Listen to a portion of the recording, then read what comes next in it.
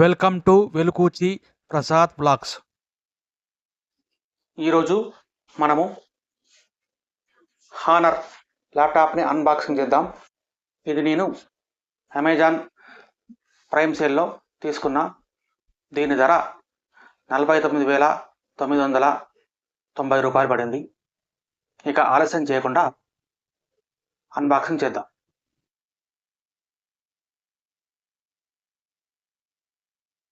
యాక్చువల్గా నాది Lenovo i3 ప్రాసెసర్తోని ఒక ల్యాప్టాప్ ఉండేది. తీసుకొని కూడా దాదాపుగా 6-7 సంవత్సరాలు అయింది. అది ఇక పనిచేయదని అర్థమైంది. దానివల్ల ఇక తప్పక ఈ సేల్స్లో నేను ఈ ల్యాప్టాప్ని తీసుకుంటున్నాను అనమాట.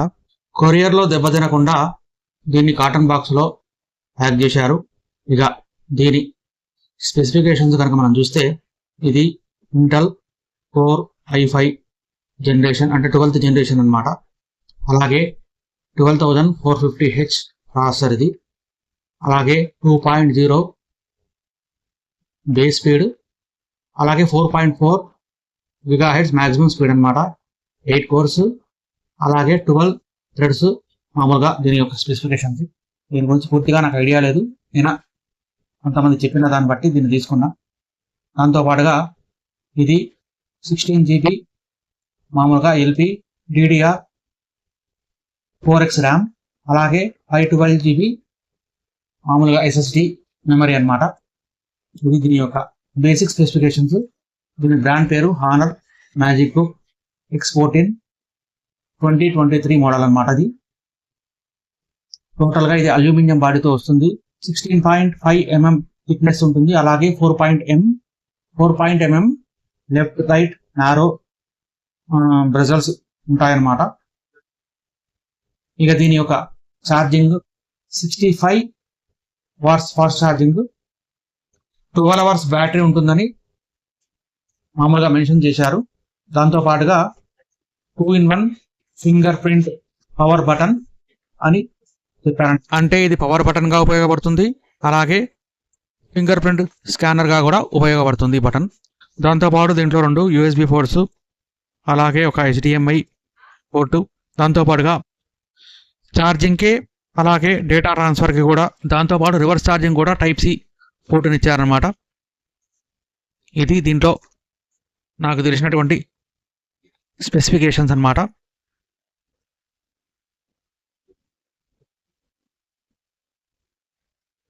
బాక్స్ ఓపెన్ చేయగానే లోపల ల్యాప్టాప్ ఒకటి ఉంది. దాంతోపాటుగా Type-C to Type-C కేబుల్ ఒకటి, అలాగే 65 వాట్స్ ఛార్జర్ ఉందన్నమాట. ఇవే బాక్స్లో ఉన్నటువంటి కంటెంట్. దాంతోపాటుగా మామూలుగా యూజర్ మాన్యువల్, వారంటీ కార్డు కూడా ఉంది. ఇది అన్బాక్సింగ్.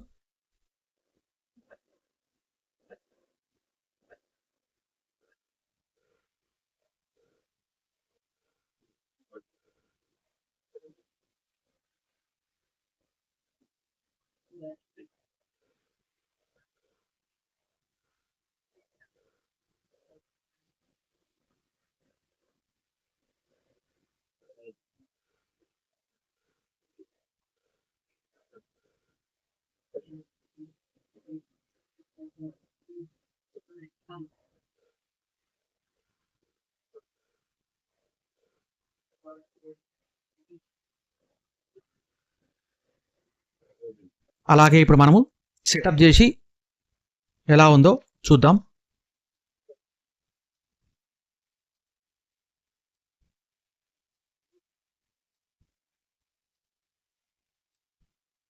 దీన్ని మనము సింగిల్ హ్యాండ్తోని ఓపెన్ చేయలేము. ఫింగర్ ప్రింట్ స్కానర్ బాగానే పనిచేస్తుంది. ముఖ్యంగా ఈ ల్యాప్టాప్ Windows 11తో పనిచేస్తుంది. అంటే Windows 11 హోమ్ ఎడిషన్లో పనిచేస్తుంది అనమాట ఇది.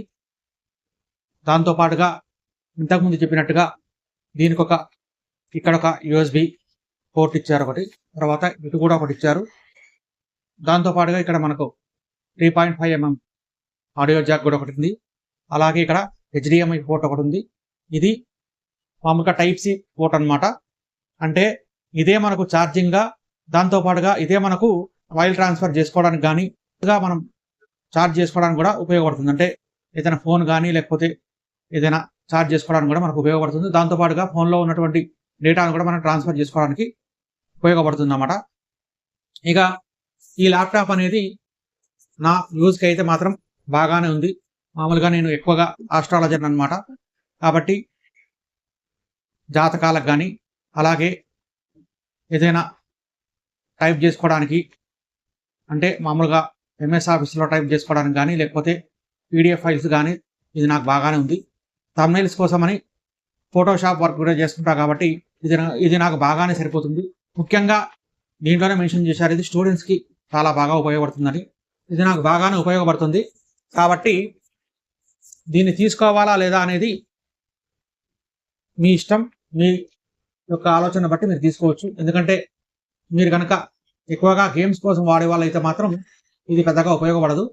మామూలుగా నాలాగానే ఏదైనా టైపింగ్ కోసం కానీ లేదా స్టూడెంట్స్ అయ్యి కేవలం స్టూడెంట్ పర్పస్ కోసం అయితే మాత్రం దీన్ని బాగానే యూజ్ చేసుకోవచ్చు. ఈ వీడియో కనుక మీకు నచ్చితే లైక్ చేయండి, షేర్ చేయండి, అలాగే సబ్స్క్రైబ్ చేయండి. Thank you.